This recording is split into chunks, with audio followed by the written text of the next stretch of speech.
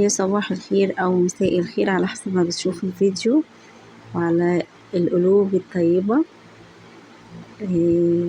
النهاردة بقى اخواتي جابولنا بقى فراخ من البلد. حبيت ان انا اطلع منهم فرخة كده واعملها بصوا بطريقة حلوة جدا. طبعا مش لازم يعني نطلع الفرخة ونستعملها كلها في يوم واحد. انا بصوا يعني الفراخ دي اصلا متربية في البيت، يعني يعتبر بلدي ومش بلدي يعني، بس هي تربية بيت يعني. تمام. فانا هقطعها كده بالشكل ده وهوريكم بقى هنعمل فيها ايه. هنقطعها كده في اجزاء هنستعملها دلوقتي، وهناخد الصدر هنعمل بيه حاجات تحفة حلوة اوي. بصوا انا بقطعها ازاي بالشكل ده. انا كده بقى بص والله ينفع اشتغل مع بتاع الفراخ أنا. يعني بقطعها كده بصوا بضمير يعني، معايا سلاح قوي كده هقطع بيه كده الفراخ زي ما احنا شايفين كده. طبعا يعني بقسم الورك على 2 زي ما احنا شايفين بالشكل دوت. بصوا يا جماعة والله وحشتوني وانا مش ببقى حابة ان انا يعني ببقى حابة ان انا انزل كل يوم فيديو، بس بقى الظروف بقى وكده. ان شاء الله فرحة اختي قريب، فرحها يعني ان شاء الله ربنا يتملها على خير وعقبال كل البنات.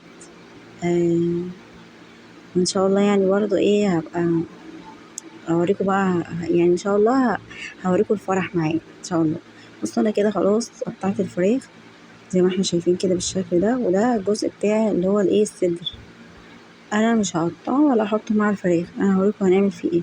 انا كده الفراخ اللي هي الوراك والقطعة التانية او الحتة التانية دي حطيتها خلاص في البولة اللي هناك دي.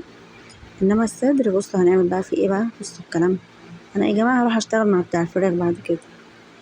بصوا نقطعه كده زي البانيه. انا قلت كنت هقطعه زي قطع البانيه كده، ونجيب الطبق كده زي بتاع الفراخ بقى.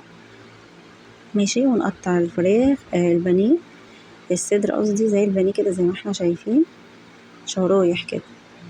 طالما معاكي سكينة حامية هتاخدي احلى حاجة، يعني هتقطعي بصي احلى حاجة. انا قلت بقى بدل ما انا مقطعه شرايح كده، لا رحت واخداه ورحت مقطعاه زي قطع الستريبس كده، اللي هو قطعته شرايح صوابع يعني.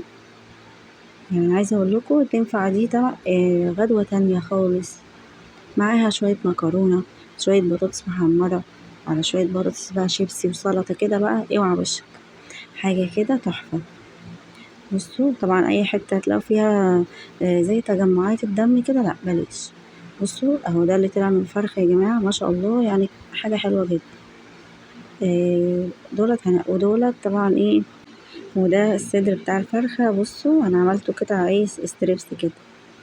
يلا بقى بينا. غسلت الفراخ وجبت التوابل، فلفل وملح وكمون وكزبرة وبابريكا قصدي فلفل وملح وكزبرة وكاري وتوابل بهارات اللي هي الفراخ دي، وملح وتوم باودر بس. وحطيت بقى طماطمايه معاهم وحطيت كل ده في الشوربة زي ما احنا شايفين كده. طبعا ده الصدر بتاع الفرخة، انا غلفته كده بالاسترتش زي ما احنا شايفين، وهشيله في الفريزر. بكرة بقى اعمليه مع شوية بطاطس زي ما بقولك كده، وهيبقى حاجة عظمة ان شاء الله. وننزل بقى الفراخ كده بالشكل ده. شايفين يا جماعة الشوربة رايقة وجميلة اوي. هي تعتبر بلدي. طبعا هنا بقى المدارس خلصت والاجازة جت، فما شاء الله اللي عنده بنت يستغلها كده ويدخلها المطبخ ويعلمها بقى الاكل بقى والكلام الجميل ده، يعني هتنفع نفسها يعني. انا بنتي بقى قالت لي لا ماما هنعمل الملوخيه، قلت لها ماشي حبيبتي يلا اعملي اتفضل. يعني محبب على قلبي وعلى قلبنا كلنا طبعا. ربنا يحفظ بناتنا جميعا يا رب.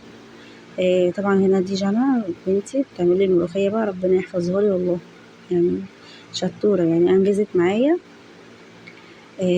وادي جنى هنا بتعمل ملوخيه برضو تخرطها. خلاص كده بقى نقلتها لها انا في صينيه تانية احسن. خلاص كده جنى خرطت الملوخيه تسلم ايدها. ونيجي بقى على البوتاجاز نجيب حلة كده نحط فيها قطعة من الزبدة كده، ومعلقة توم ومعلقة من الكزبرة. ناخد بقى من الشوربة بتاعة الفراخ الجامدة دي. يعني بصوا هي قد صافية وجميلة كده، مش محتاجة ان احنا منقولهاش لا، يعني احنا منقولهاش لا. حطينا هنا على الشوربة دي سنة ملح وفلفل اسود ورشة كده من السكر ونقلب بقى كده بالمضرب عشان ايه ميبقاش فيه تكتلات ولا اي حاجة. تاخد غلوتين وندفع عليها. دي بقى هنا الفراخ نحطها في الفيجيتار. انا بس حبيت اوريكم ايه ان الفرخة مش لازم ناكلها يعني على يوم واحد طبعا مع الغلا والحاجات دي، فالحمد لله. طبعا انا هنا قليت الفراخ حمرتها، ودي الملوخية جاهزة شكلها تحفة وطعمها فظيع. وبكده بقى أكون خلصت الأكلة المفضلة بتاعتنا. وطبعا تسلم ايدها جانا بنتي، ربنا يحفظها ويحفظ البنات كلها. أشوفكم على خير، وأقول لكم السلام عليكم.